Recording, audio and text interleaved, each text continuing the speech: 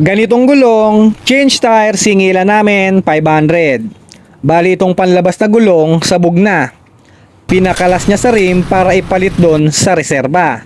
Dahil magkaiba yung butas. Kaya dalawa ang babaklasin.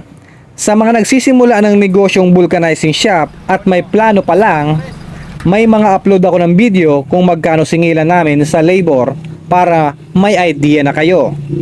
Tulad nung labor namin sa NMAX na maraming nag-comment, mahal at overpriced. Pero mga wala namang NMAX. May ma-comment dyan sigurado. Bakit ba ganyan kataas ang singilan nyo? Kasi nga po, skill to. Ngayon, kung hindi nyo pa rin maintindihan, subukan nyo po ng inyong malaman.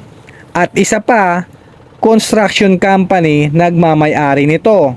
Nakabili sila ng heavy equipments, imposible namang wala silang pambayad sa vulcanize.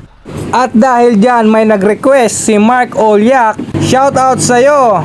Myclean Vulcanizing Shop ng Catalunan Grande, Davao del Sur. Muli, ang inyong kabulkit ay mag-iwan ng kung ayaw mo madumihan, mainitan at mahirapan, hindi para sa'yo ang negosyong to. Bye-bye!